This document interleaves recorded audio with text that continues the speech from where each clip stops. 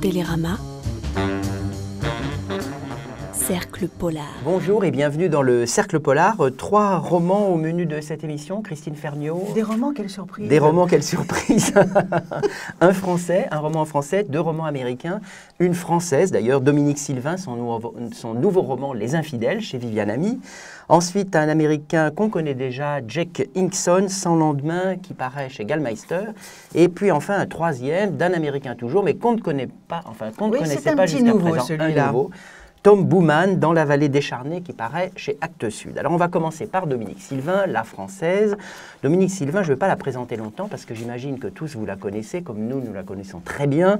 Elle est dans le paysage depuis un moment et on s'en réjouit. C'est quelqu'un qui sait se renouveler, qui a publié de nombreux romans, mais qui sait se renouveler. Alors il y a eu la série des Louise Morvan au début. Oui, au début, c'est vrai. C'était un peu ses premières armes, en quelque sorte. Oui, c'est ça. Moi, j'aimais bien le personnage. Oui. Et puis il y a eu ensuite Ingrid et Lola.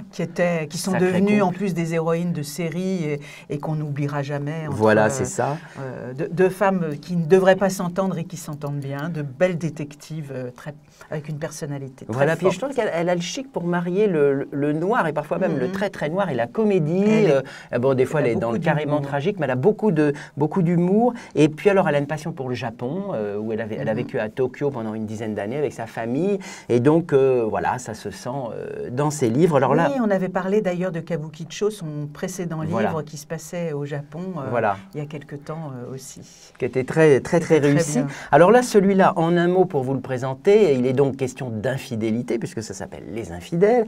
Alors il y a effectivement un personnage extrêmement intéressant, d'ailleurs je vais vous demander, Christine, ce que vous en avez pensé, qui s'appelle Alice.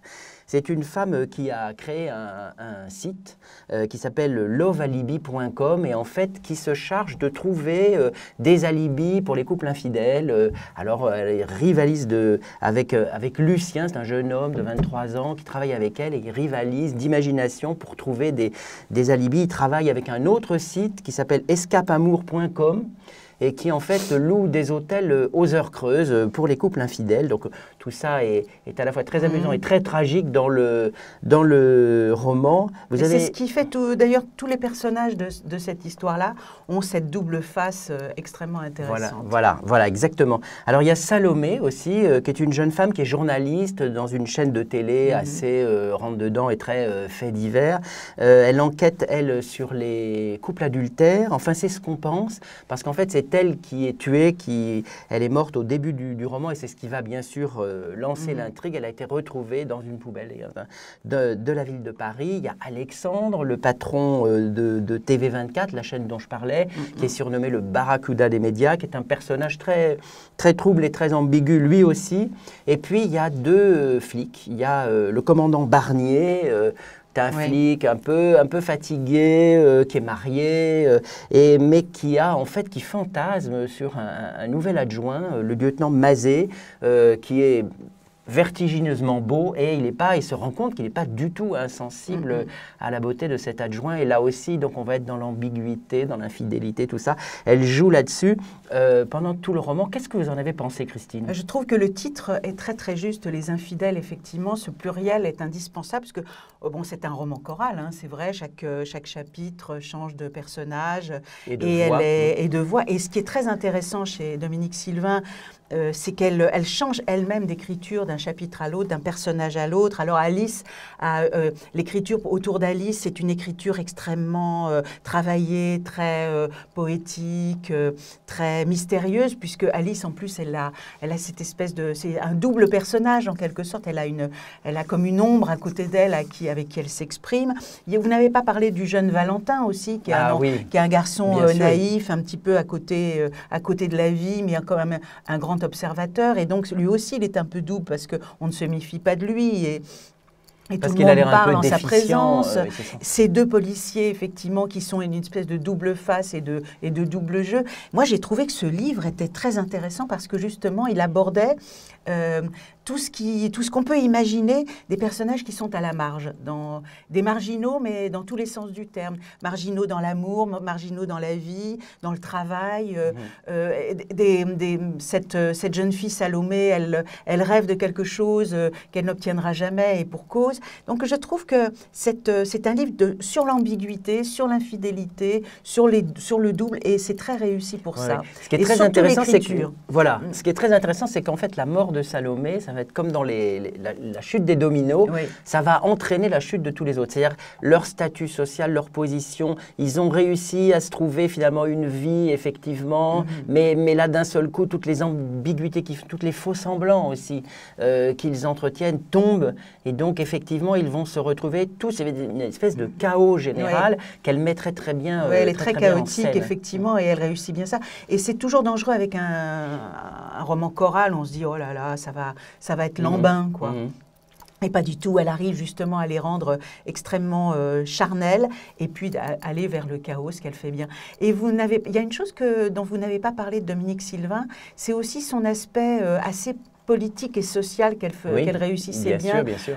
Dans d'autres livres. Je suis en train d'oublier le titre de ce livre, Guerre sale. Ah oui. Et c'est vrai que là aussi, en fait, il y a aussi un regard très social dans ce livre-là, qui est à la fois très psychologique et puis qui montre bien les ambiguïtés sociales de la vie, et elle réussit ça très finement. Et ce qu'elle montre de ce business en fait de l'infidélité avec ses sites, etc. C'est assez intéressant aussi, c'est des tendances très intéressantes, très contemporaines de notre société. Je crois qu'on aime bien ce livre. On l'aime beaucoup. Moi j'ai trouvé peut-être à la fin, ça sera ma seule réserve, il y a, comment dire, alors je me suis demandé si c'était du premier ou du second degré, parce qu'elle est bien capable de nous faire ça.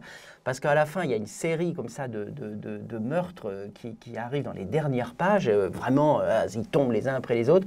Je me suis dit, est-ce qu'elle pousse le jeu voilà, du chaos jusqu'au bout, certainement. Et puis alors, je me demande s'il n'y a pas une nouvelle série avec ces deux personnages. Parce que finalement, des flics homo, il n'y en a pas beaucoup. Il y a évidemment le Dave Brandstetter de Joseph Hansen. Oui, mais enfin, Joseph Hansen, c'est 30 ans en arrière. Mais ça fait longtemps, voilà. Et c'est donc relativement rare. Et là, je trouve qu'elle a une manière de mettre en scène l'attirance, le désir, le désir pour Mazet, qui c'est formidable. C'est formidable. Mais Dominique Sylvain, voilà, au travail. Voilà, Dominique, on verra, on saura bientôt si ça va être une nouvelle série ou pas. Donc, on vous recommande chaudement le Dominique Sylvain, le nouveau, Les Infidèles, chez Viviane Ami. Effectivement, c'est très bien écrit, c'est un vrai régal, en fait, c'est un vrai plaisir, un vrai bonheur de lecture. Alors maintenant, et ça c'est vous qui allez travailler maintenant un peu, Christine, pour présenter Sans lendemain de Jay Kingston. Écoutez, je ne sais pas, parce que Jay Kingston, on avait beaucoup apprécié L'Enfer de Church Street il y a 2 ans, je pense, à peu près. Déjà chez Gallmeister. Et Jay Kingston, c'est un garçon où on sent que son passé est important, parce que il est né en Arkansas, il a un côté un petit peu petit village, et surtout, il est né avec un père qui était un grand prêcheur, et la religion et le poids de la religion et le côté très, très familial était extrêmement important dans ce premier livre, et on le retrouve dans celui-ci qui s'intitule Sans lendemain. Alors là, moi, je trouve que l'idée est absolument formidable de départ. C'est-à-dire que c'est une héroïne qui s'appelle Billy, et nous sommes dans les années 40, 50. En 47. Et elle travaille pour une maison de production à Hollywood, et elle va dans les petits patelins tout autour de cette Amérique profonde porter des pellicules pour les petits cinémas de village. Oui, parce que la maison de production pour laquelle elle travaille, c'est plutôt de la série B. C'est un peu de la série B, et donc on l'attend beaucoup dans les villages, parce qu'au fond, c'est un peu comme les libraires d'aujourd'hui, c'est qu'ils vont porter les livres. Elle porte le cinéma dans les endroits les plus reculés. Et elle arrive dans un petit patelin très, très bouseux, où il y a un prêcheur complètement fou et aveugle, et une épouse qui a une épouse absolument irrésistible. Et on comprend que Billy est assez sensible au charme féminin, et commence une autre histoire dont je ne vous parlerai pas, parce que ce serait quand même gâcher ce livre-là. Mais moi, je ne sais pas. Ce prêcheur, il est contre le cinéma. Ah oui, bien sûr. Pour lui, le cinéma, c'est le diable. Enfin, c'est le diable. Ouais. Et je trouve que Jay Kingston, il raconte très, très bien cette espèce de noirceur diabolique des villages, de ce que la religion peut avoir de pire auprès de la population, qui rêve effectivement de regarder une petite série B en rêvant un peu devant l'héroïne ou le héros. Et je trouve qu'il a cette cette très très bonne idée de départ de proposer une Amérique qu'on ne connaît pas tant que ça finalement. Qu'est-ce que vous en avez pensé? Ben moi j'ai énormément aimé ce roman. Je trouve que ça se lit quasiment d'une traite.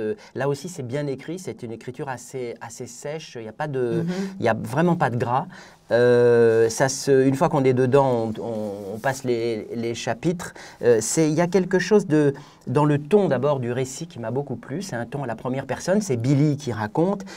C'est sa liberté, en fait, c'est une jeune femme, là, effectivement, on est en 47, dans le sud des États-Unis, c'est la pleine époque du McCarthyisme, donc c'est pas très ouvert, c'est le moins qu'on puisse dire. Oui, mais c'est jamais trop avancé, on sent bien que la société est là, mais Jack Kingston, il le met en fond d'écran, mais on le sent. C'est très fin comme ça. Mais parce qu'elle, au contraire, elle a une immense liberté, elle a de la distance, elle a une langue extrêmement cash qui rend le ton du récit très agréable.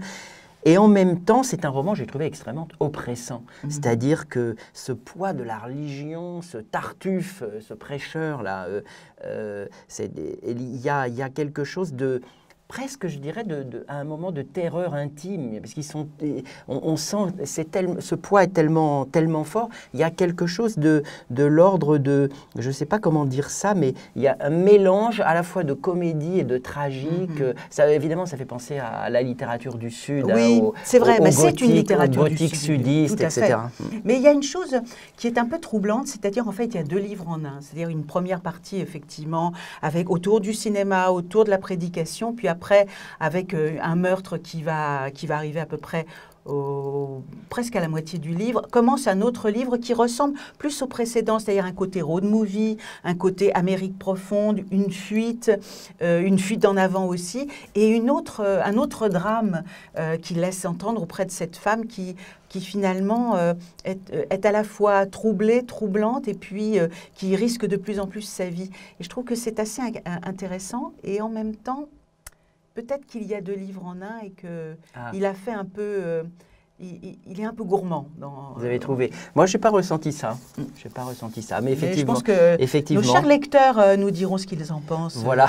Mais c'est vraiment très bien. Et puis, ça ne ressemble pas à ce qu'on lit. Et finalement, il y a tellement de polars qui se ressemblent. Oui, voilà. On vous a choisi, chers amis, des livres qui ne se ressemblent pas. Voilà, c'est ça. Alors, donc, Sans lendemain de Jack Kingston, qui paraît chez Gallmeister, qu'on vous recommande également chaudement. Oui. Et c'est traduit par...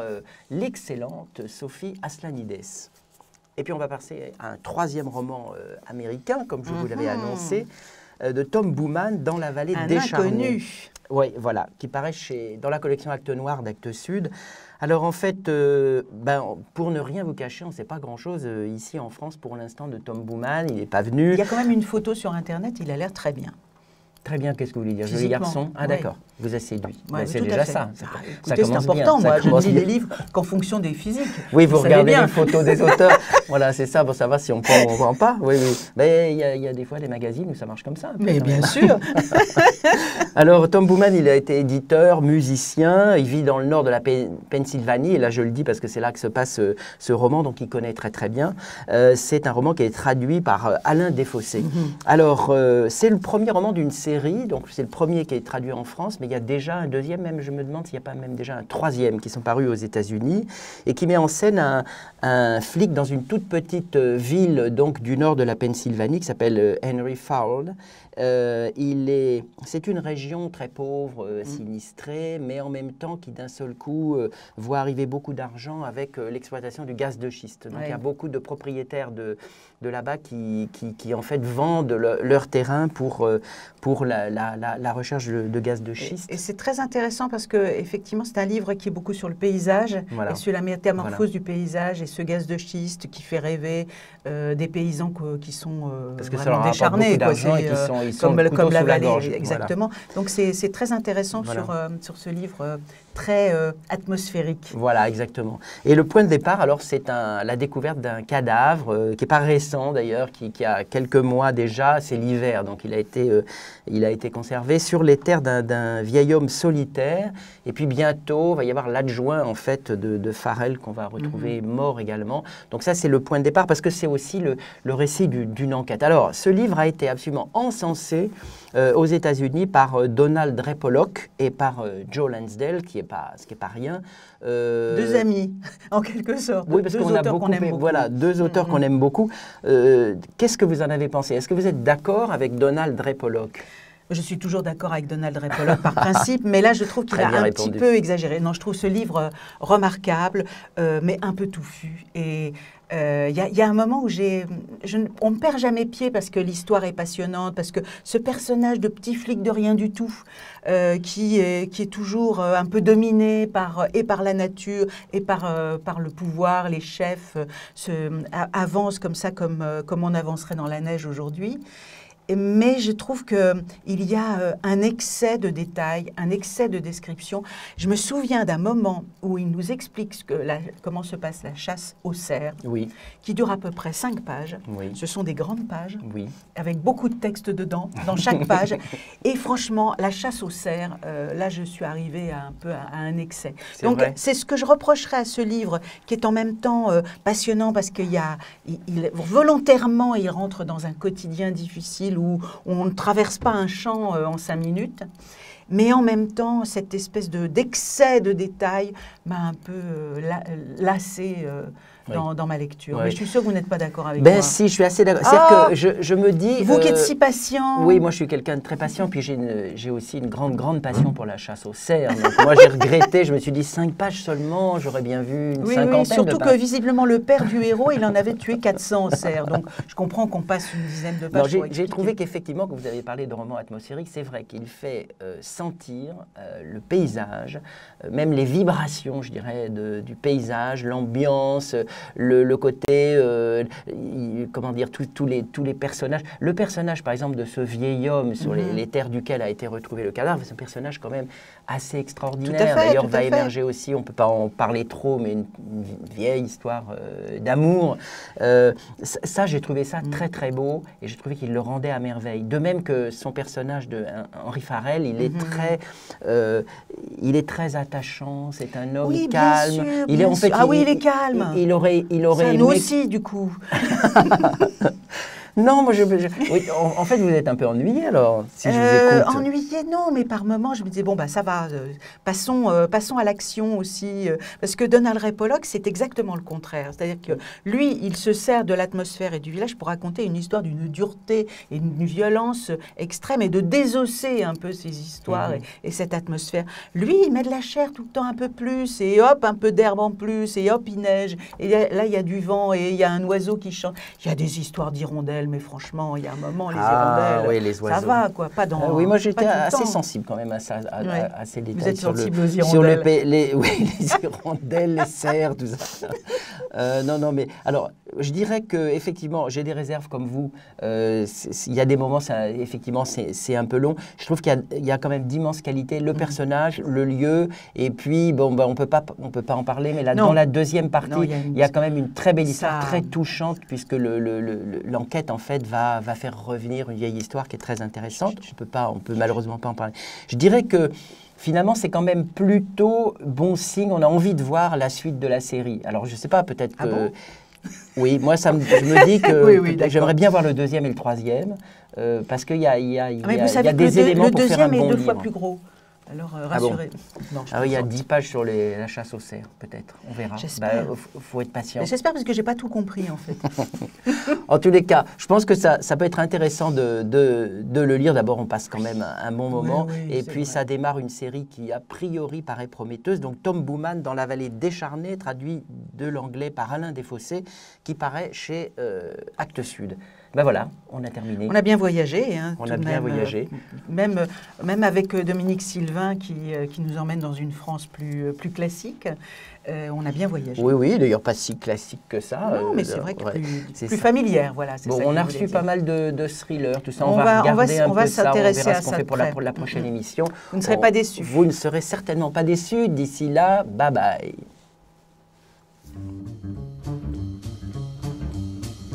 Télérama, Cercle Polar, les dessous du roman noir.